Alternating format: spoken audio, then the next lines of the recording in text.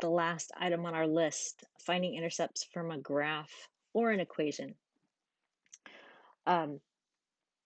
So when we are trying to find the intercepts from a graph of an equation, we're looking for where that graph crosses the x and the y axis. So again, let's look at our circle. So we had x squared plus y squared is equal to 4. Now that gave us a circle.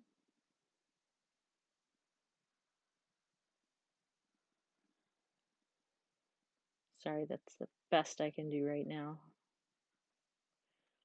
And if you remember, this point was 2, 0.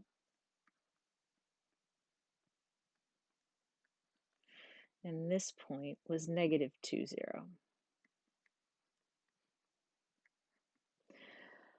If you notice that anything crossing this x-axis is going to have a y-coordinate of 0, remember that the equation that represents that x-axis is y is equal to 0. So it kind of makes sense that anything crossing the x-axis should have a y-coordinate of 0.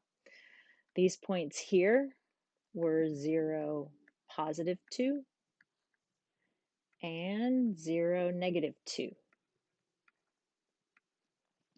And again, same as the x-axis, you can see that the x coordinates here are 0, and that's because the equation for the y-axis is x is equal to 0. So it makes sense that those x coordinates are 0.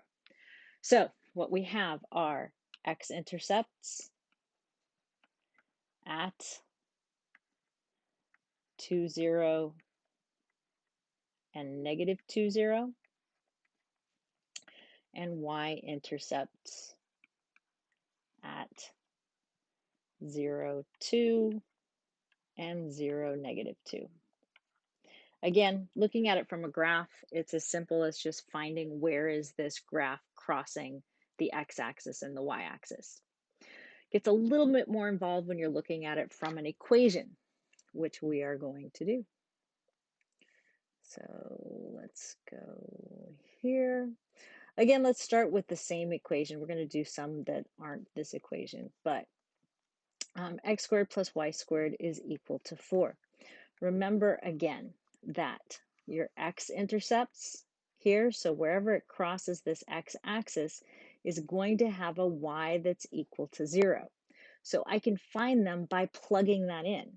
So if y is equal to 0, I've got x squared plus 0 is equal to 4. Square root both sides. This is going to give me x is equal to plus or minus 2. So my x-intercepts,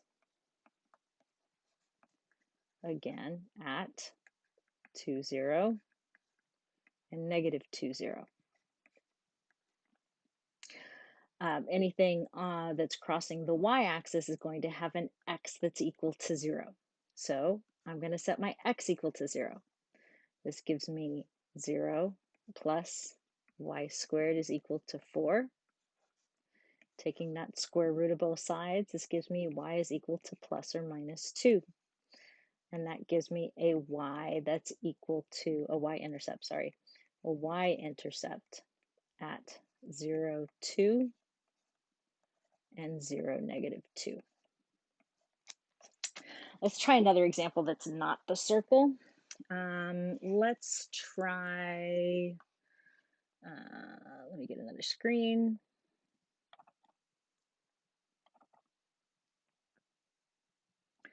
Let's do f of x is equal to,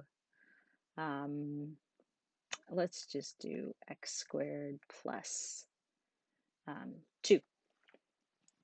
So we know that f of x is similar to the y, not exactly the y, but for our purposes here and looking for the x and y intercepts, we can use it. So y is equal to x squared plus 2. So to find the y-intercept, remember we're going to set the x equal to 0. So y is going to be equal to 0 squared plus 2, which is simply y is equal to 2. So my y-intercept is at 0, 2. My x-intercept I'm going to get by setting the y is equal to 0. It kind of didn't leave me a whole lot of space here. Let's try it. So 0 is equal to x squared plus 2. So isolating the x, I have x squared is equal to negative 2. And right there, we know that there's a problem. There's no value for x if we square it that's going to give me a negative in the real numbers. So we know that that's going to give us imaginary number, which means we have no intercept. So x-intercepts, there are none. Now, remembering your quadratics and your parabolas, this is a parabola with a vertex at 0, 2. So it makes sense that nothing's going to cross this x-axis here. So if you're given a graph, just find where is it crossing the x-axis and the y-axis. If you're given an equation, to find the y-intercept, you set the x equal to 0. To find the x-intercept, you're going to set the y equal to 0. And I think that is it for our list. Did we get everything?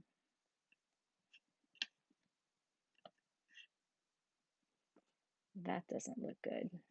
Let's try that again.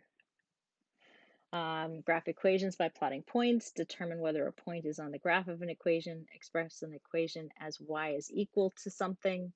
And finding intercepts from a graph or an equation. And that is it for Chapter 1, Section 1.